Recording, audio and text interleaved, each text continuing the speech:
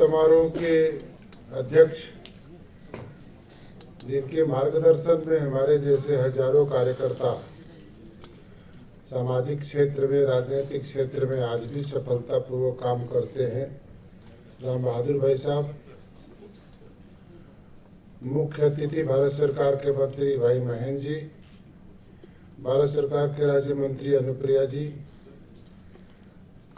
अयोध्या के सांसद लल्लू भाई, प्रयागराज के सांसद रीता जी, अमिताभ जी और माटी संस्था से जुड़े हुए सभी उनके संरक्षक भाइयों, देवियों तथा सज्जनों। लल्लू भाई बोल रहे थे पूर्वांचल के बारे में। माटी की संस्था ने पूर्वांचल पर बहस करने के लिए जब दिल्ली में शुरू किया है और राम बहादुर भाई साहब के मार्गदर्शन में किया है, तो जान लीजिए कि पूर्वांचल से फिर भारत में कुछ होना है। हमारे अमिताभ जी कैसे छाती तान के कह रहे थे कि पहले परिचय दे, मैं बलिया वाला हूँ। तुम ऐसा संकेत हो गया कि लल्लू भाई कहीं अयोध्या को भारत की राजधानी मत घोषित कर।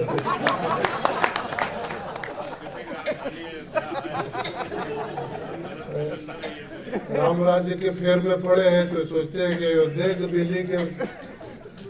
दिल्ली के बदले अयोध्या हो जाए। नहीं भाई, बहुत ही मेरे मन के विषय पर आज चर्चा हो रही है। वैसे तो देश भर में हम लोग घूमते रहते हैं अपना काम, लेकिन आज के दिन में मेरे मन के विषय का ये बहस हो रहा है कि माटी की संस्था आज पूर्वांचल पर चर्चा कर रही है। माटी के संस्था के सभी अधिकारियों से मैं प्रार्थना करता हूं, आप मुझे सदस्य बनाएंगे कि नहीं बनाएंगे, लेकिन मैं अपना सदस्य घोषित कर देता हूं कि मैं सदस्य बन गया।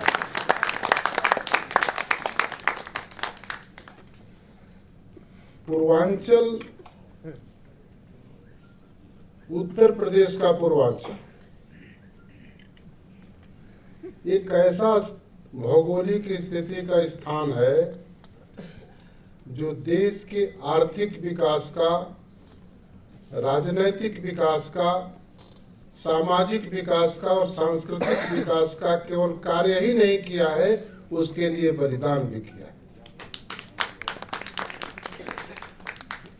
पूर्वांचल में जहां लोकनायक जयप्रकाश नारायण जैसे लोग पैदा हुए, सबसे ज्यादा देश की आजादी के बाद प्रधानमंत्री पूर्वांचल से, जवाहरलाल नेहरू, इंदिरा गांधी, राजीव गांधी, विश्वनाथ प्रताप, चंद्रशेखर जी, लाल बहादुर शास्त्री, ये सब प्रधानमंत्री पूर्वी उत्तर प्रदेश पूर्वांचल से।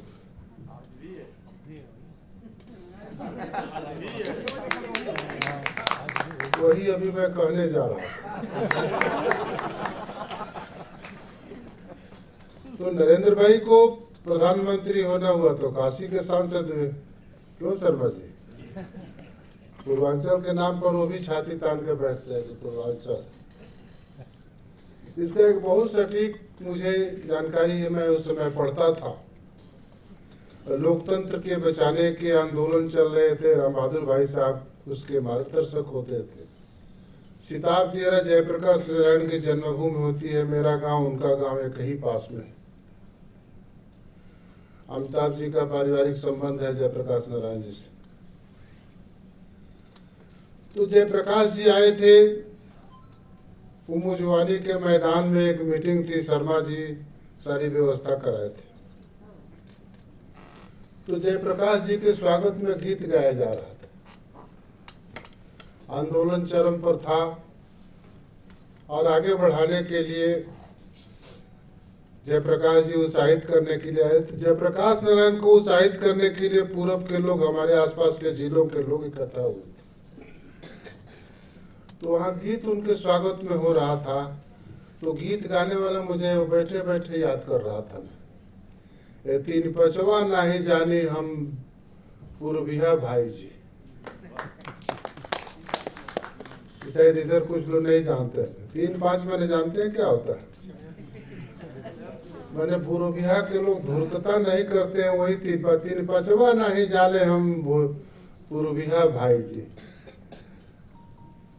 और क्या कह रहे थे जयप्रकाश नारायण को, देश में परल आफत रुए आई आगत एकरा के रउए निवाही असली नायक हैं रउए भाई जी।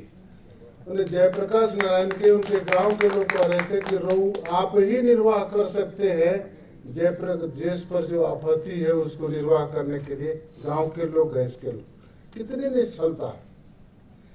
देश की सबसे बड़ी उपजाऊ जमीन करेल का इलाका, हम जहां से आते हैं दुआबा में 1942, देश 1947 में आजाद हुआ।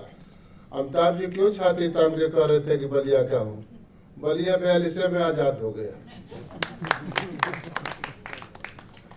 राम बहादुर भाई साहब का गांव जहां है उसके बगल में शेरपुर गांव, अभी तक वहां रास्ता नहीं बना था। मेरा कार्य क्षेत्र पहले भदोही था, बलिया लोकसभा में हुआ था। आपको जानकर हैरानी होगी कि शेरपुर जैसा गांव जहां एमए और बीए पढ़े हुए उस समय लोगों ने गोली खाकर बलिदान किया देश को आजाद करने के लिए। शिवपूजन राय उसके नायक होते थे। एमए पास, बीए पास, आने जाने के रास्ते नहीं थे, नदी का किनारा था। लेकिन जिस बात को मैंने कहा कि आर्थिक विकास के लिए देश की आर्थिक राजधानी मुंबई, वहां भी भैया लोग अपना संगठन बनाकर कहते हैं कि हमने के विकास मुंबई के किले बन जाए, मुंबई हमने के विकास नहीं के किले। ये ताकत है।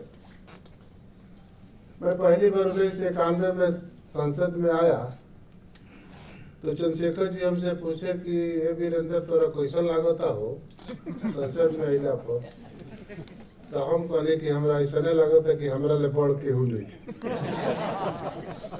तो कहले कि अरे हमरो को तेरे तो उनको कि हाँ जी तो पे असली बलिया के बारे।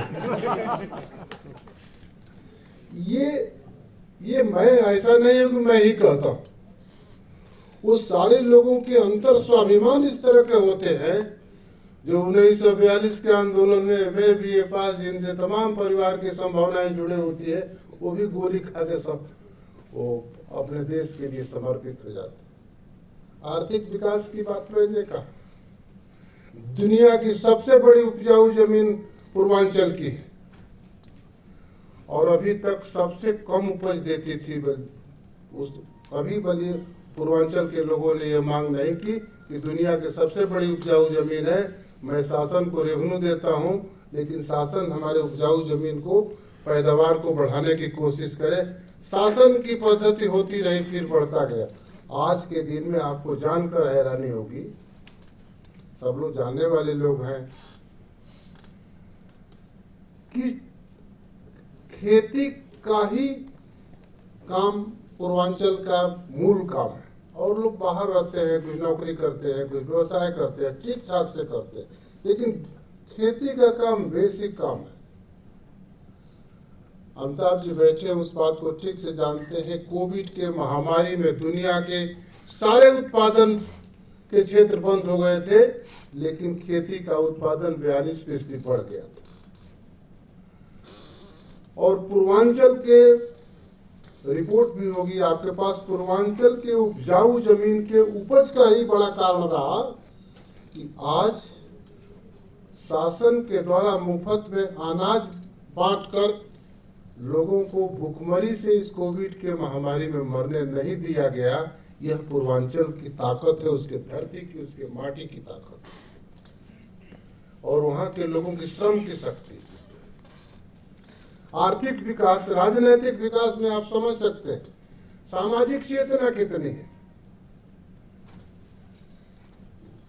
हम कह सकते हैं कि पूर्वांचल का लोक भाव जो है भारत की असली परंपरा है, भारत की असली सभ्यता है, भारत की असली संस्कृति।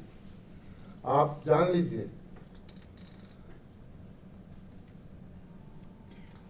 पूर्वांचल में जितने परिवार बोध का जो आकलन है, जिसको हम संयुक्त परिवार की व्यवस्था कहते हैं, आप आश्चर्य में पड़ जाएंगे कि एक दूसरे के सरोकार किस तरह स्थापित रहते हैं।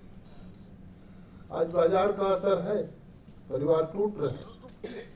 मैं माटी के सभी संस्थापक भाइयों से और उसके जुड़े हुए लोगों से प्रार्थना करूंगा, यह भी एक माटी का काम होना चाहिए और पूर्वांचल के लिए विशेष तौर पर कि बाजार के असर में जो परिवार टूट रहे हैं उसके भी बचाने की एक सक्षम कोशिश की जानी चाहिए। परिवार की संस्था भारत में ही है, दुनिया के दूसरे देश में इतनी शक्तिशाली संस्था नहीं है और इसीलिए भारत शक्तिशाली है। परिवार की संस्था सरोकार स्थापित रहते हैं और पूर्वांचल के स्वभाव में सरोकार स्थापित रहना, दूसरे के लिए जीना मरना। हम लोग देखते हैं, जब आए यहाँ दिल्ली में पहली बार, राम बहादुर भाई साहब पहले रहते थे तो हम लोगों को लगता था गार्जियन हम लोगों को संरक्षक हुआ दिल्ली अजूबा जगह होती थी हम लोगों की। लेकिन आज लग रहा है कि पूर्वांचल की ताकत जो हम अनुमान कर सकते हैं वो स्थापित, और जब इस पूर्वांचल की शक्ति पर इस बात को कह रहे थे कि मंगल पांडे वहां पैदा हुए, इस बात को कह रहे थे जयप्रकाश नारायण पैदा हुए, इस बात को कह रहे थे चित्तूर पाड़े से पूजन राय पैदा हुए। जानते हैं समाज के हर वर्ग के लोगों ने बलिदान किया। जाकर देखेंगे हमारे गाजीपुर के मोहम्मदाबाद के शहीदों के स्मारक पर पट्टी, समाज का एक भी वर्ग नहीं है जिस पर उनका नाम नहीं होगा। बहरिया के पट्टी देखे 42 के आंदोलन की, एक भी समाज का वर्ग का व्यक्ति नहीं है, अगड़ा हो पछड़ा हो, सब लोग देश की आज़ादी के लिए, देश में लोकतंत्र की स्थापना के लिए बलिदान।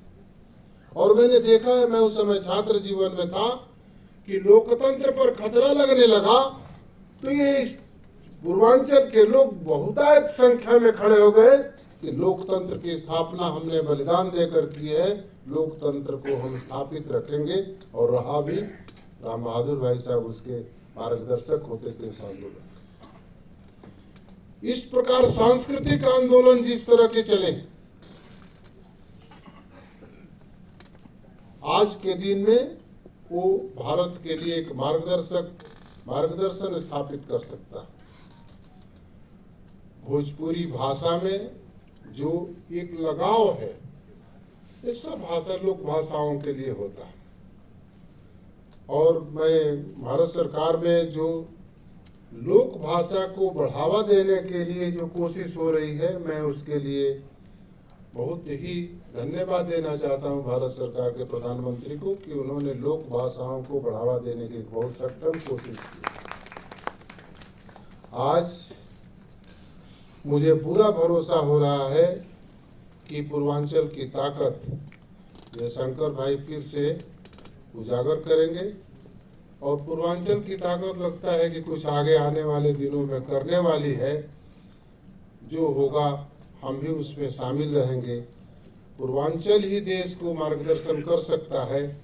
मैं यही निवेदन करता हुआ अपनी बात पूरी करता हूँ।